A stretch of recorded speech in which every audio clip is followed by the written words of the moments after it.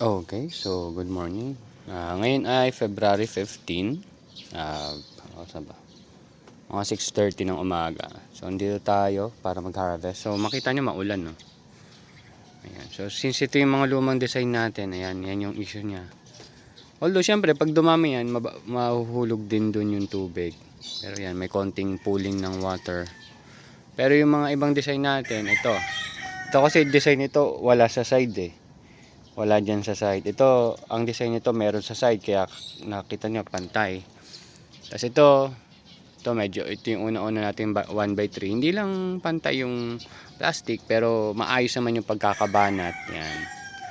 So yung nakikita kong mga issue dyan, ano masyado. Yung mga itim-itim na yan is galing sa kalawang sa taas eh. Ayan o. Yan. Pero yun yung recent na 1x3 natin, di ba? Malinis na malinis. Maayos ang pagkakalapat. Yan. So ngayon mag-harvest ako. 4 lang siguro. Kasi wala na doon kay Kuya Jojo eh. 8 yung huli kong nilagay doon. So kuha lang tayong 4. Ito early harvest tayo kasi parang ano pa lang to.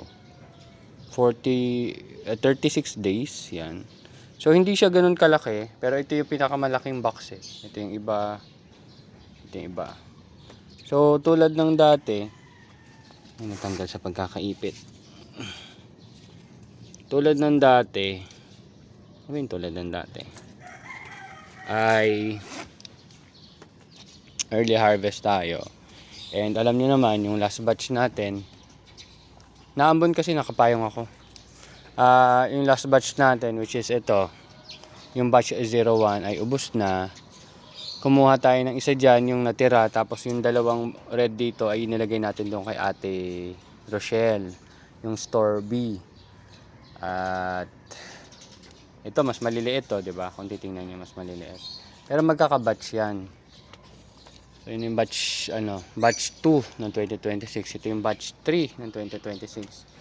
Batch 4, batch 5, yung batch 6 ay nasa loob ng bahay. Natanim ko na rin yung batch 7 nung Biyernes. So yung batch 6 and 7, 90 pieces na kaagad yun na magkasunod. So yun yung ginagol natin na puro 90 pieces na muna yung itatanim natin. And hopefully, mai-release pa rin natin sa market. Ang mahalaga, mas subukan na natin ng 90 muna. Then yung 105 per taniman ay subukan natin magdagdag ng boxes, ilalagay natin dun sa location 1. Pero ngayon kasi wala pa. Yan. Pero kaya na naman, sustainable na naman yung cash flow natin, nabebenta naman natin. Which is yun kasi yung pinakamahalaga, mahalaga nabebenta ang produce natin. And dahil may pwesto na tayo, continuous naman yung supply natin sa kanila, basta maubusan, palit, ubusan, palit. So ang goal para magtuloy-tuloy yung tanim, tulad ng lagi na sinasabi ko sa inyo, 30% ng for harvest nyo, ng tanim nyo is dapat maibenta nyo para makapagtanim ulit kayo.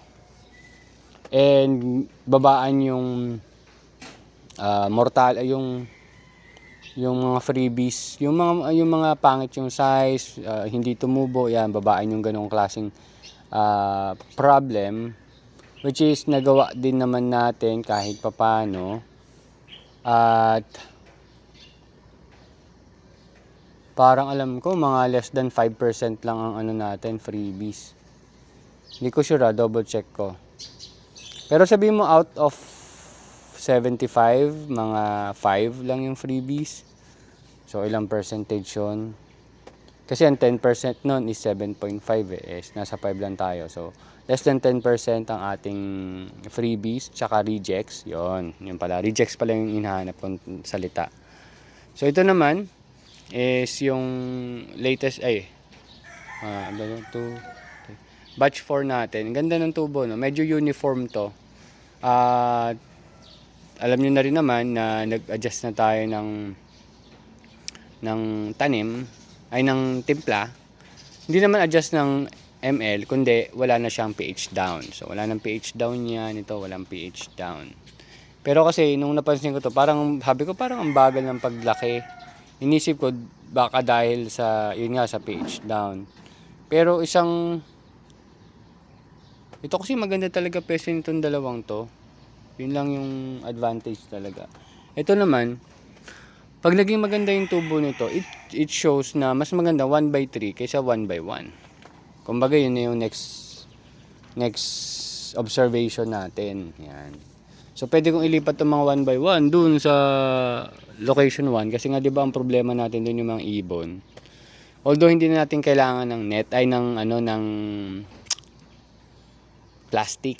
Puro net na lang kailangan natin dun sa kabila. Kaya pwede ko silang ilipat dun sa kabila kung kakailanganin. Itong mga 1.2 malamang ilipat ko dun. Tama ba? 1.2 na lang ba ilipat ko dun? Para ma-maximize natin yung space dito. Mga 1/1 lang yun nandito.